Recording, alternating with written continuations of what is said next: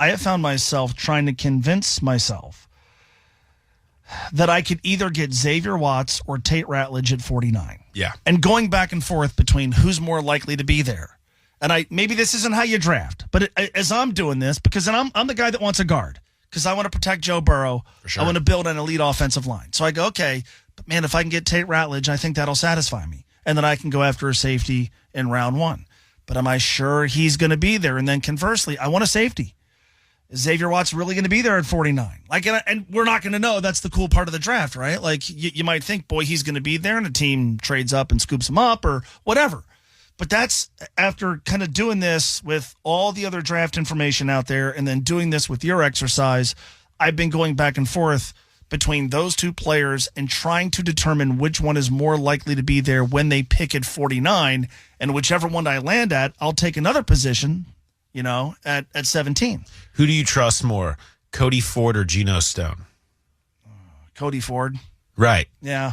You end up in this play. I mean, that's that kind of. I'm not saying that that's the reason that you would pick a certain way, but if you're weighing to me, I just look at the state of that guard position. Where Geno Stone, I can see, he's played well in the league before. Maybe he seemed to play better when things simplify at the end of the year. Maybe him with Al Golden, he seemed to have the right attitude about things going into this offseason. Okay. If you're gonna buy that Geno Stone could be that, and you're just drafting a backup for him. He is still here. Okay. Yeah.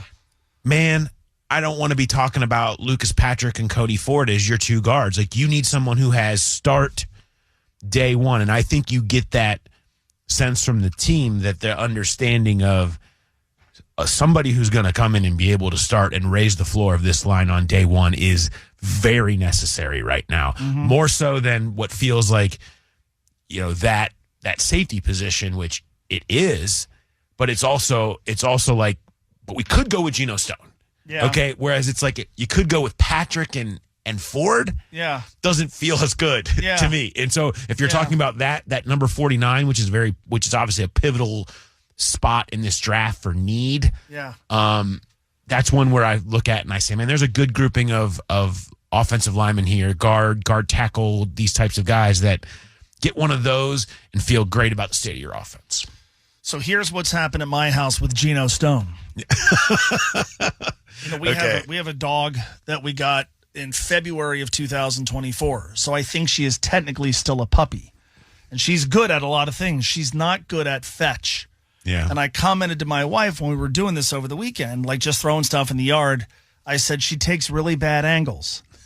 And as soon as I said that, with her having no idea who Geno Stone is, I think we're going to call this dog, who up until this point had been named Bella, I think we're going to have to start naming it Geno Stone. Yeah. Because she takes really bad angles at whatever she's chasing.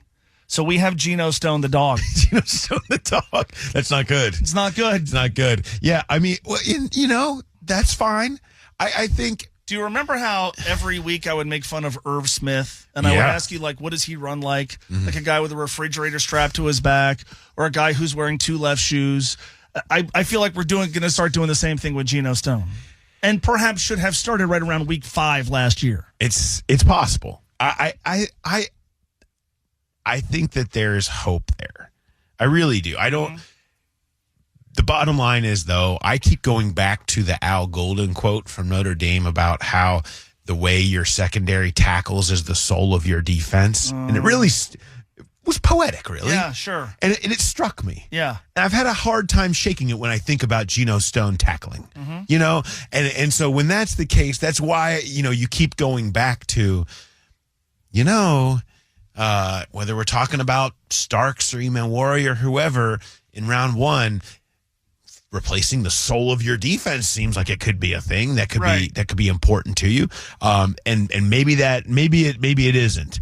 Maybe it doesn't end up going that way, but I do think that it has to be part of the conversation right now. But yeah, you don't want to be sitting here talking about Geno Stone and you're going to look at the dog every time after a bad game and get mad at the dog. It's not the dog's fault. It's a good dog. Yeah. He doesn't have to be good at everything. It's not his fault you made that comp.